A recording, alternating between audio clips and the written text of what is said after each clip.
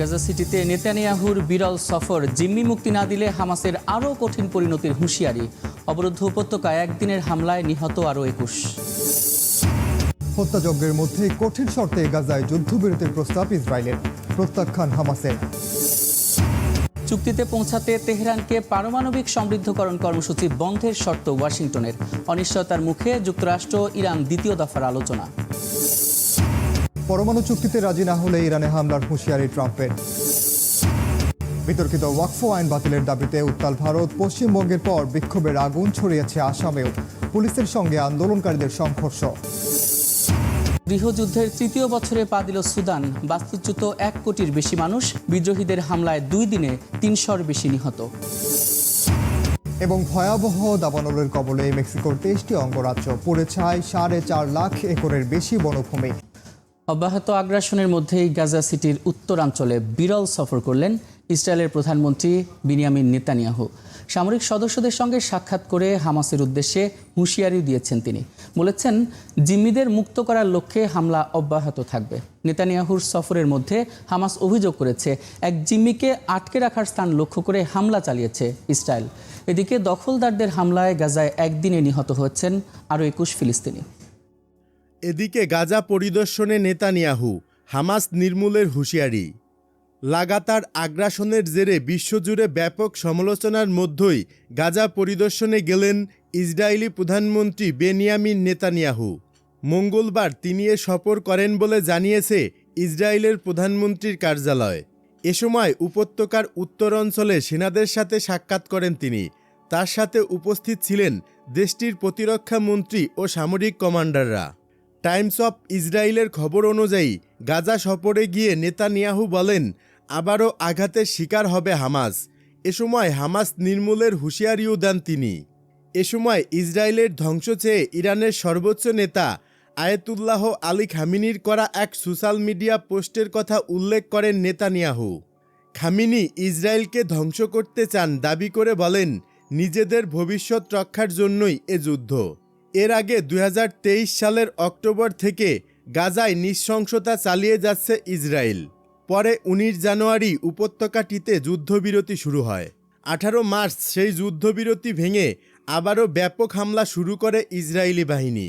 তখন থেকে গাজার বড় অংশ দখল করেছে তারা। হামলা থেকে প্রাণ বাঁচাতে আবারও বাড়িঘর ছেড়ে পালানো শুরু করেছে ফিলিস্তিনিরা। জানাবো যে কারণে ইরানকে যুদ্ধের হুঁশিয়ারি দিলেন ট্রাম্প। এবার ইরানকে যুদ্ধের হুঁশিয়ারি দিয়েছেন মার্কিন প্রেসিডেন্ট ডোনাল্ড ট্রাম্প। চলমান কর্মসূচি থেকে সরে না এলে ইরানে পারমাণবিক স্থাপনাগুলোর উপর সামরিক হামলা চালানো হবে বলে হুঁশিয়ারি দিয়েছেন ট্রাম্প।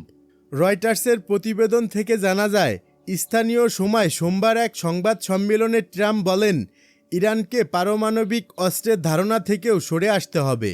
তারা কোনোভাবেই পারমাণবিক অস্ত্র রাখতে পারবে না। এই মন্তব্য তিনি করেন এমন এক সময়ে যখন ওমানে যুক্তরাষ্ট্র ও ইরানের মধ্যে পরোক্ষ আলোচনা হয়েছে। আলোচনাকে উভয় পক্ষ ইতিবাচক ও গঠনমূলক হিসেবে অভিহিত করলেও ট্রাম্প মনে করেন, ইরান আলোচনায় অগ্রগতি না ঘটিয়ে শুধু সময় ক্ষেপণ করছে। ওমানে অনুষ্ঠিত আলোচনায় অংশ নেন যুক্তরাষ্ট্রের বিশেষ দূত এবং একজন জ্যেষ্ঠ ইরানি কর্মকর্তা। আলোচনার পরবর্তী পর্ব আবারও ওমানে অনুষ্ঠিত হওয়ার কথা রয়েছে চলতি সপ্তাহের শেষে। সূত্র জানিয়েছে, এই আলোচনাগুলো এখনও প্রাথমিক পর্যায়ে রয়েছে এবং উভয় পক্ষ একটি সম্ভাব্য চুক্তির রূপরেখা তৈরির চেষ্টা করছে। তবে ট্রাম্প সাফ জানিয়ে দেন, চুক্তি স্পষ্ট হতে হবে। ইরান কোনোভাবেই পারমাণবিক অস্ত্র রাখতে পারবে না, এটিই চূড়ান্ত। ইরান অনেকটাই কাছাকাছি পৌঁছে গেছে পারমাণবিক অস্ত্র তৈরির পর্যায়ে, তাই দ্রুত পদক্ষেপ নেওয়া জরুরি। সামরিক হামলার সম্ভাবনা সম্পর্কে জানতে চাইলে ট্রাম্প বলেন, অবশ্যই সেই অপশন খোলা আছে। থাকছে গাজার মানুষের দুর্দশা বন্ধ করুন, নেতানিয়াহুকে ফ্রান্সের প্রেসিডেন্ট ইমানুয়েল ম্যাখো। ফ্রান্সের প্রেসিডেন্ট ইমানুয়েল ম্যাখো বলেছেন, গাজার হাসপাতাল ইসরায়েলের হামলায় ক্ষুব্ধ, মানুষের দুর্দশা বন্ধ করতে চান তিনি। ইসরায়েলের প্রধানমন্ত্রী বেনিয়ামিন নেতানিয়াহুকে ম্যাখো বলেছেন, গাজার মানুষের দুর্দশা যেন অবিলম্বে বন্ধ হয়। ফরাসি প্রেসিডেন্ট ম্যাখো ইসরায়েলের প্রধানমন্ত্রীকে বলেছেন, একমাত্র যুদ্ধবিরতি হলেই বাকি পণবন্দীরা মুক্তি পাবেন। মঙ্গলবার নেতানিয়াহুর সঙ্গে ফোনে কথা বলেন ম্যাখো। তারপর সামাজিক মাধ্যম এক্সে ম্যাখো লিখেছেন, গাজার বেসামরিক মানুষের দুর্দশা বন্ধ হওয়া দরকার। মানবিক ত্রাণ সাহায্য গাজায় পৌঁছানোর ক্ষেত্রে কোনো বাধা দেয়া উচিত নয়। জাতিসংঘও জানিয়েছে কয়েক সপ্তাহ ধরে গাজায় কোনো ত্রাণ সাহায্য যায়নি, ফলে পরিস্থিতি আরও খারাপ হয়েছে। ম্যাখো বলেছেন, ফ্রান্স সব পণবন্দির মুক্তি ও হামাসকে অস্ত্রমুক্ত করে দুই রাষ্ট্র সমাধানে দায়বদ্ধ।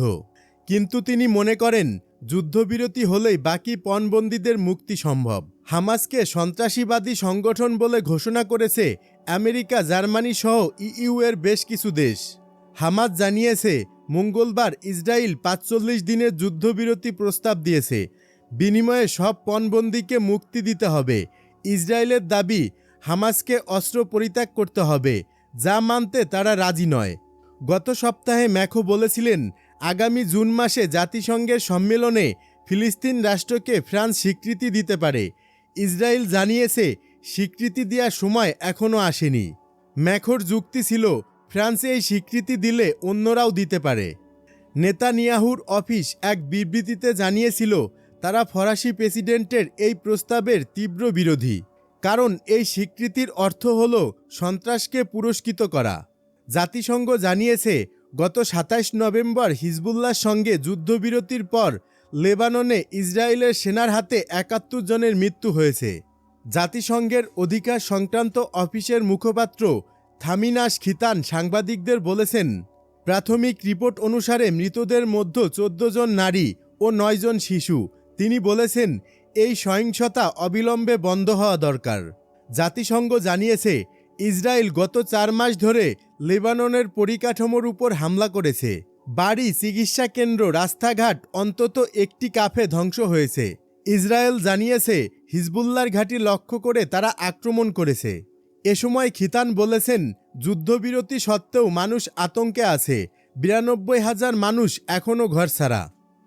জানাবো, রুশ ক্ষেপণাস্ত্র হামলার পর যুদ্ধ শুরুর জন্য জেলেনস্কিকে দুষলেন ট্রাম্প।